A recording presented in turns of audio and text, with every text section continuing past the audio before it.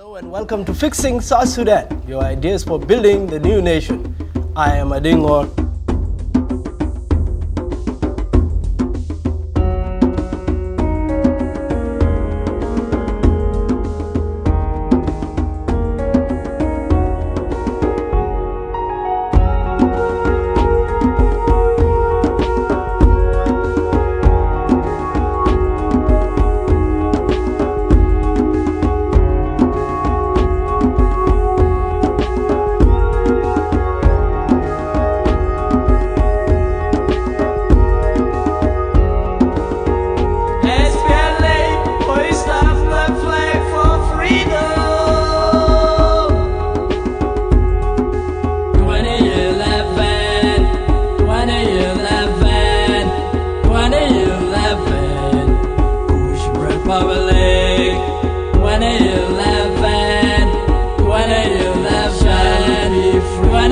Hello and welcome to Fixing South Sudan, your ideas for building the new nation.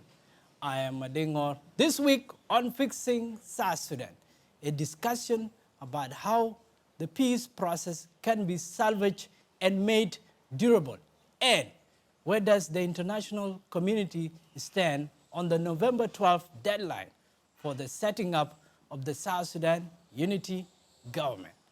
Joining us in the program to discuss this and more is His Excellency David Shearer, the Special Representative of the UN Secretary General and Head of UNMISS.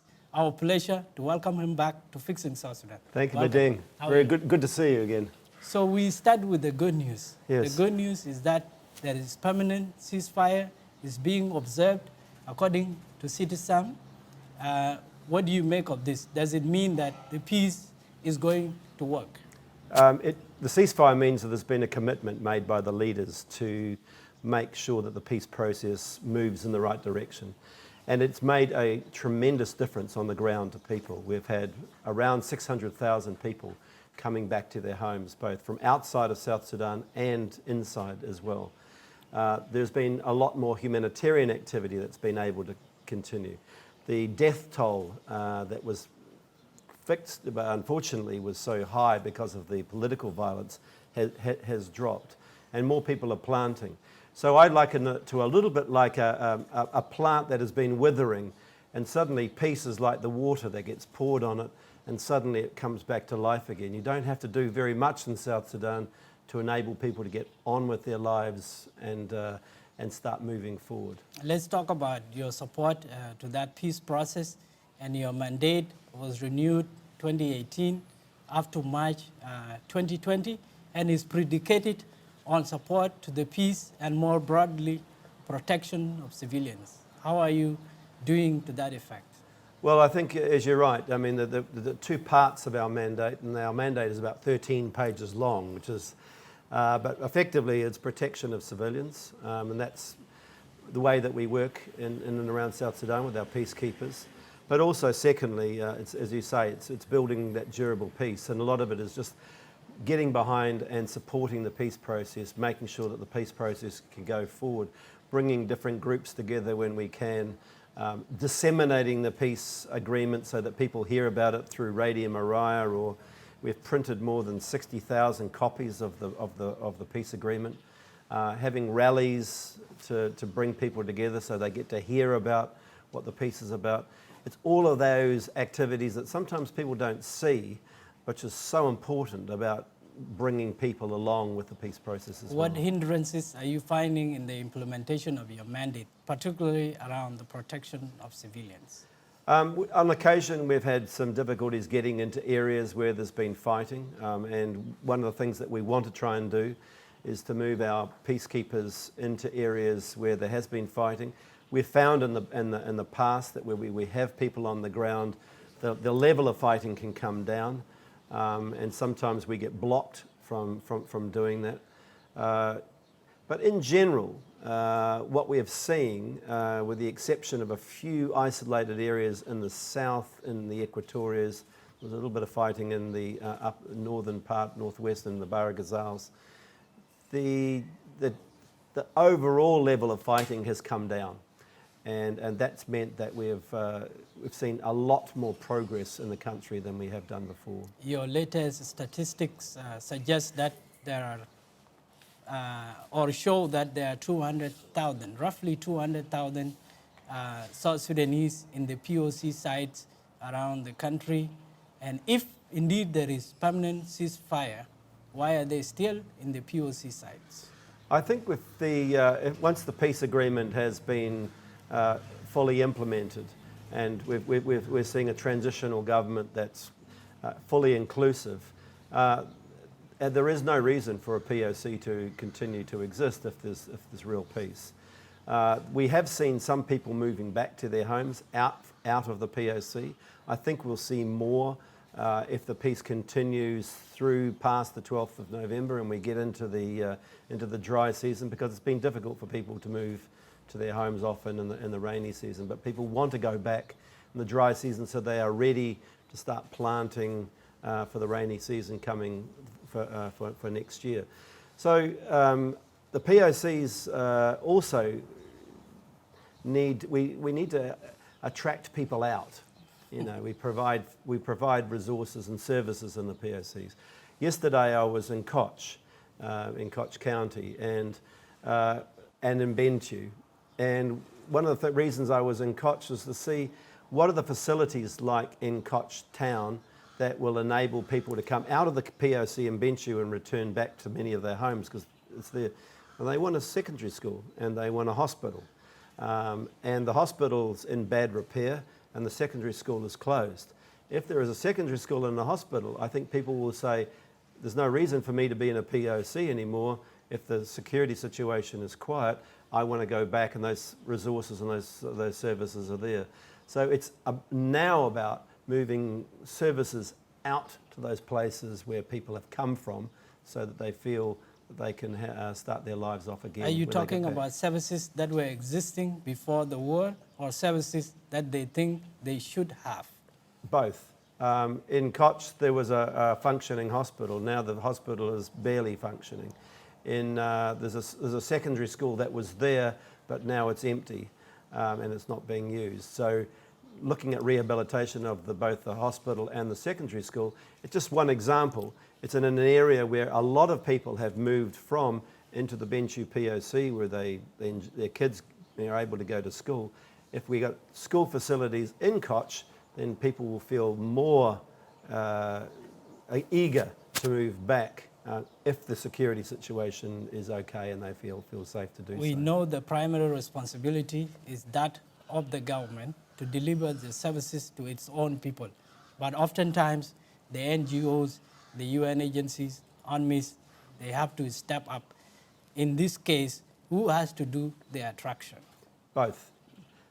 You're right. Some of the NGOs and the UN agencies have the resources today, now, but ultimately they have to do that within the context of a government that will take over and run a health ministry and run the health facilities, for example, themselves. So while the NGOs can do the immediate needs, the longer term prospect should always be within the context of the government being able to take that forward. It seems that at times there's politics attached to the POC sites, and we have seen that there's violence that has been linked to POC sites, particularly the one in Juba. Is it really about the services you talked about, or is it about politics, that certain groups want certain people to stay in the POC sites as a pressure point for the international community? There's always politics. South Sudan is full of politics. So there is politics attached. Look, there's politics everywhere here. I think that the POCs have got political differences and things going on there. There's no doubt about that, and everybody knows that. I mean, if you put a group of people together, there's going to be a political agendas going on there, quite apart from the humanitarian and the protection agenda. I mean, my own feeling is that if we have peace, and if we have a unified government and everybody is represented in that government, and people have confidence, then there is no reason for a POC to continue to be in existence because there is peace. The reason we have a POC is because what people call protection. That's what the P stands for, and then people can start to move back. But there's both the security issue and the services issue of services outside the POCs that people can use, and that we don't create a camp, whatever, where the only place they can get services is inside the camp rather than outside in their own communities. But I have to say, and we often focus on the POCs, but the POCs are only about 15 or 20% of the displaced people right across the country.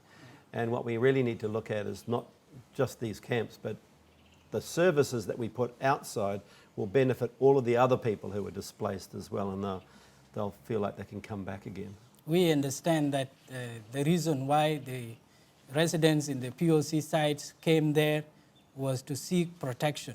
But oftentimes there is violence within the POC sites, and that has been able to challenge your protection of civilians mandate. What have you done differently to wake up to this reality that the people who should be protected are even fighting and dying within the POC sites? Yeah, the number of deaths is actually pretty small, but you're right. I mean, there are issues, there are security issues, there are crime issues. A lot of things go on within a POC, and the POC in Juba is 32,000 people. The one up in Bentiu is 110,000 people. So these are small cities, and any city has crime issues. And when you put everybody together in such a small space, you're likely to get law and order and other issues arising. That's not surprising, and that happens in refugee camps right across the world, wherever you put people together. And there's frustrations, and it's part of that as well. But I think the important thing is to keep the crime and the other issues down low.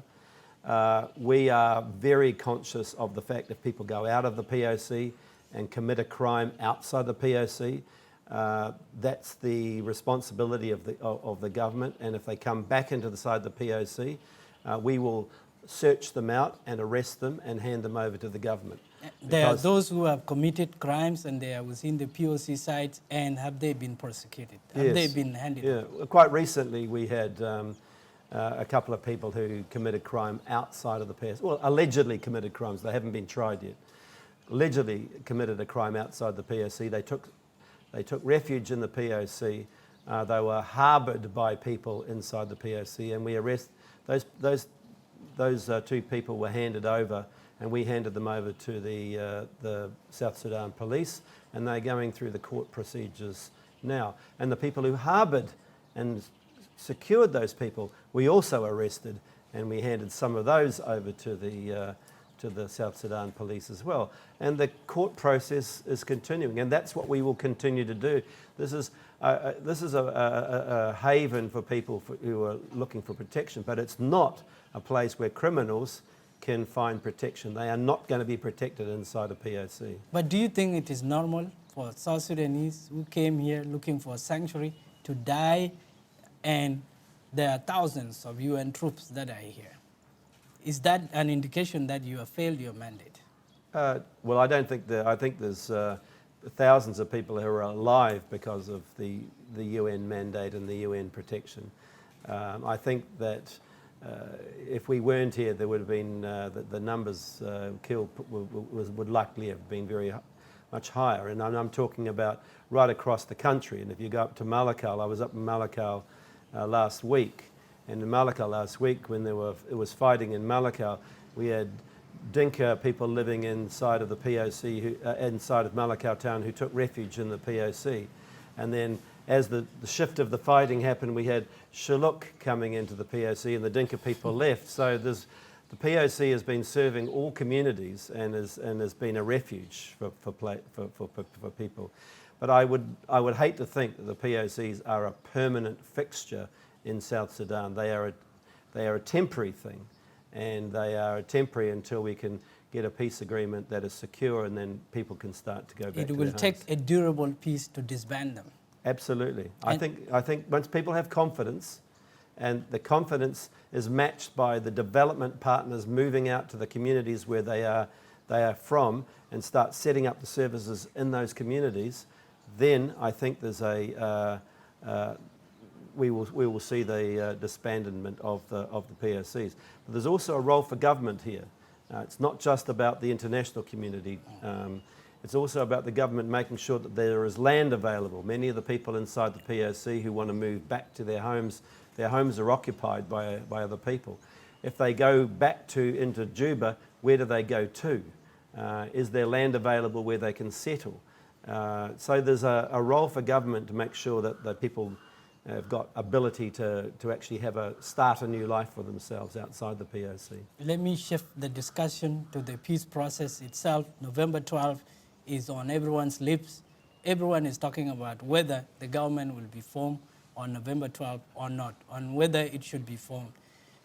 And we know that there was the UN Security Council delegation, high-level delegation that came here, and they endorsed a timely formation of the government, as well as overcoming some of the sticking points.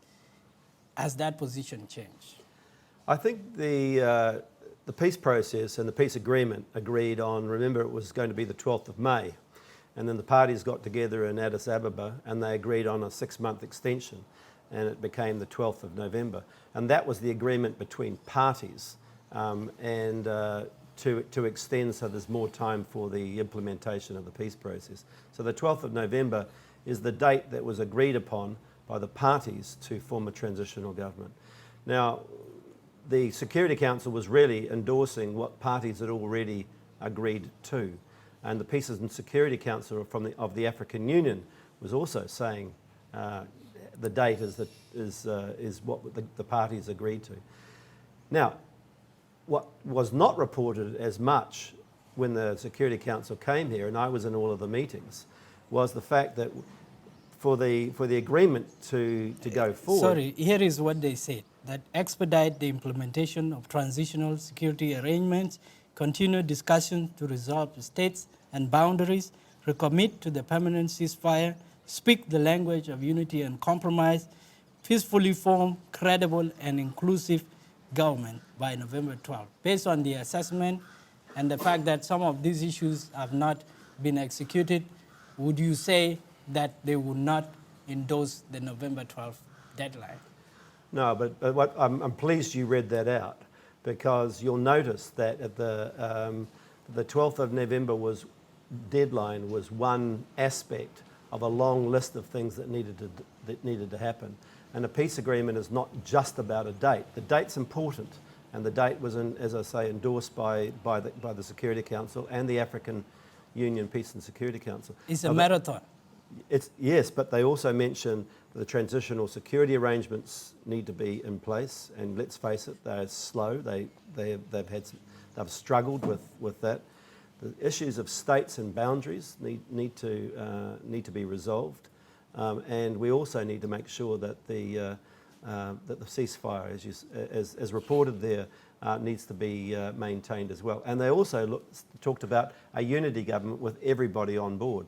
So the Security Council came out and they spent 4 hours listening to President Salva Kiir for more than an hour, and then all the other stakeholders for about a period of about 3 hours. I don't know if the Security Council has ever listened to parties for that long anywhere in the world before, but they wanted to spend time to listen and hear the various viewpoints. And then they came out and said, 12th of November, but these are the things that need to be achieved.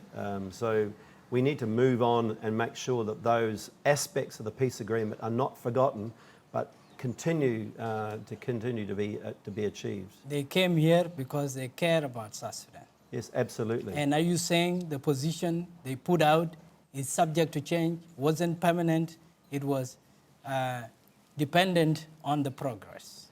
What they said was the Security Council makes up its own mind what it says. I'm a servant of the Security Council. I brief them every 3 or 4 months with a report. I get 8 minutes to give my briefing. they had 4 hours listening directly to South Sudan, people of South Sudan, and as you say, they came here because they cared about South Sudan and they wanted to make a difference and wanted to continue to ensure that the momentum of the peace agreement went on. The President, General Salva Kiir, has said previously that he may form a government with or without the SPLM-IO, since all the parties to the RT-GONU are agreed on a timely formation. If this happens, will the international community, in this case represented by the UN, recognize such a move? Well, I think from our point of view, the 12th of November was part of the agreement.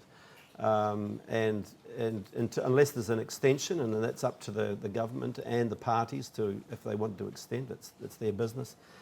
My feeling is that what we want to try and see is the momentum of the peace agreement continuing. And speaking to a number of, I was up in Unity yesterday, I was speaking to some of the IO representatives. They are finding it difficult to come into a transitional government on the 12th of November. But they have said that they want to continue with the progress of implementing the peace agreement, and they are committed to the ceasefire. And that to me is very, very important. The date is one thing, but as important is making sure that the momentum of the peace agreement goes forward. I'm hopeful that that will happen. I mean, I have to say, you know, I try and get out of Juba a lot. And so I travel around South Sudan, probably more than any of the South Sudanese in Juba. You have the privilege. I have the privilege of being able to do that. And so I've sat under trees and talked to people, seen warring sides come together to discuss things. I've seen you know, people who have pointed the finger across the table at others and said, you know, when I was fighting, I wanted to kill you, and you wanted to kill me, and here we are together talking about peace. And I have not yet met one person from any side who has, out in the field that I've been to, and I've been to lots and lots of different places, that have said to me, I want to go back to war. They all passionately want peace. They all want to reconcile together and get on with their lives. So it's really up to the leadership of the country, and I'm talking about the senior leadership, to send the signal down to everybody and tell them, whatever happens on 12th of November, we are committed to peace and committed to making sure that the peace process goes on. That, for me, is the most important thing that can happen, so that the ceasefire continues and people have confidence. It is the business of the parties to extend as much as they want, or does the international community have a role? And indeed, the AU has been talking about formation, UN Security Council, the Troika, civil society, religious groups, and it's only one party, the SPLM-IO, that is not responsive to such kind of a tentative date. Well, their reasoning is that there has not been enough progress made on the peace process in terms of the unification of forces, the settlement of the issues of boundaries, etc. And we all know the issues. And to be fair, they're right that we should be further down the track with a lot of those issues. The question really is, though, is what happens on the 12th of November. We all hope that there is a unity government, that people can come together and that we can progress those issues together as one group. But if it's not, and if the IO decides that they, for their own reasons, and they're valid reasons, that they don't want to come in, then what we want to try and make sure is that we continue to talk, and that those outstanding issues of the peace agreement are maintained, and we continue to maintain them, and the momentum continues. And most importantly, that the ceasefire is held, so that people can go about their business in peace and with confidence. What do you make of the argument that let the SPLM-IO come in so that the issues that are outstanding will be implemented, because they say, and indeed correctly, that the government has not put money into the peace process. Isn't it better for them to come in and then work from within? Well, that's certainly what a lot of people are arguing, that it would be better to maintain the deadline and work together. But I mean, that's obviously for IO to take that decision. You mentioned the money. I do believe that there is the issue really ultimately is about political will. Have we got the will to make sure that the peace agreement is implemented? Are the leaders committed to progressing their particular party's point of view, or are they interested about saying, what can I do? What is it that I can do that will enable these other parties to come in to form a government that will represent everybody in South Sudan? We can approach it one of two ways, can't we? I mean, a leadership can say, I'm right, they're wrong. They need to see my point of view. Or else we can see it as, what can I do to enable my adversary or my opponent or my hopefully new friend to come back in again? They should be compromised. Yes, absolutely. For the benefit of all the people of South Sudan. And if there is compromise, then we can move forward. And one more thing on what a role that the UN can play among the issues that the leader of the SPLM-IO has raised is the security arrangement is the main item, that the VIP protection force is not in place. As the UN, would you be in a position to protect Dr. Riek on a temporary basis pending the graduation of the VIP protection force? We've made our position on this as the UN quite clear. I mean, we can provide a degree of security on the ground. If he's living in a particular place, we can patrol around the area and do that sort of thing. But ultimately, and I think this is a really, really important point, ultimately he's coming into a government which should be a unity government, and therefore the government should be protecting Riek Machar. It's the responsibility of the government. It's the ability of the government to be able to provide that protection. It's not necessarily the responsibility of the United Nations. Now, we've got ordinary troops that can, as I say, can provide an area that can be relatively secure. But when it comes to close protection, and that, we don't have those skills here. We don't have those skills within the UN. You have 4,000 forces. They are called RPF, Regional Protection Force. They were brought in here to do what? Can they not step up to the role? They were brought in here to protect the essential infrastructure. If you read the mandate, it was Dr. Riek who called for their coming here. Well, and IGAD and others as well. Look, as I say, the bottom line is, and we have to be very, very clear about this. Whoever comes in, if it's the UN or even if it's another group that comes in that provides temporary protection for Dr. Riek, at the end of the day, it's the government that should be responsible for protecting its people, all of its people, and that includes Dr. Riek Machar.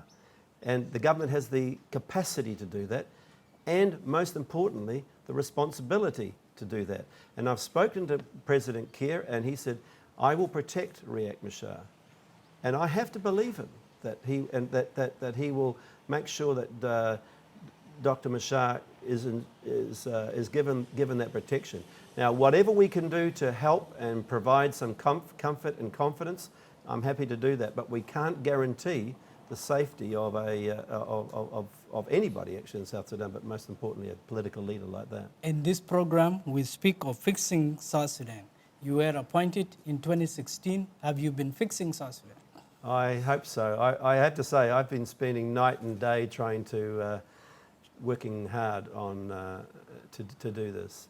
I have seen more progress in the last 1 year because of the ceasefire and the peace agreement that I ever thought possible.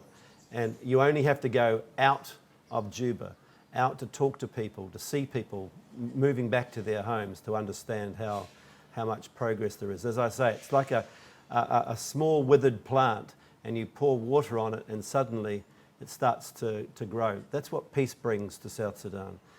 It's a country which I've grown to love and to enjoy being with the people. Wherever I go, it's very different. It is a diverse. The people are always willing to smile and laugh. Even in the most adverse times, the people here will always be welcoming. So I will do my best, and I would certainly, the leadership of what I can do can bring UNMISS and the United Nations to support the process and support the development of South Sudan. I will be doing my absolute utmost to What keeps you motivated to do what you continue to do in spite of the fact that you see a lot of suffering? What puts a smile in your face? I just think the hopefulness of the people. We conducted an opinion survey, like an opinion poll that you have in elections and things, about a year ago. And we found that nearly 80% of people had a family member who had been killed in the conflict. I mean, the number of people who have been personally affected is absolutely extraordinary. And yet when we asked those same people if they were hopeful about the future, 90% said that they were hopeful. And when I asked some women in a women's group in Koch yesterday, are they hopeful about the future? They all said yes. And for me, coming in as an outsider, people who have gone through so much pain and so much suffering, and yet are so hopeful about the future, that gives me confidence. That makes me feel good about UNMISS is in a supportive capacity, but for how long? Well, as long as we believe that we need to be here. My own feeling, I said when I first came in here, is the success of my job will be that I report back to the Security Council is we need to start downsizing UNMISS, and we need to not be as big as we are now. We could be smaller because the situation in South Sudan means that our role here is not necessary. If I could do myself out of a job, if I could leave here having said UNMISS all wrapped up and sent home, that would be the measure of success. If the peace holds, it may put you out of business, and you would welcome that. I would welcome it. I will go into retirement happy as a result. Have you fixed South Sudan, or has South Sudan fixed you? I think it's been a bit of both. South Sudan's under my skin now, very much under my skin. Yeah. David Shearer, thanks for coming to the show. Thanks, Mading. Thank you very much. Yeah.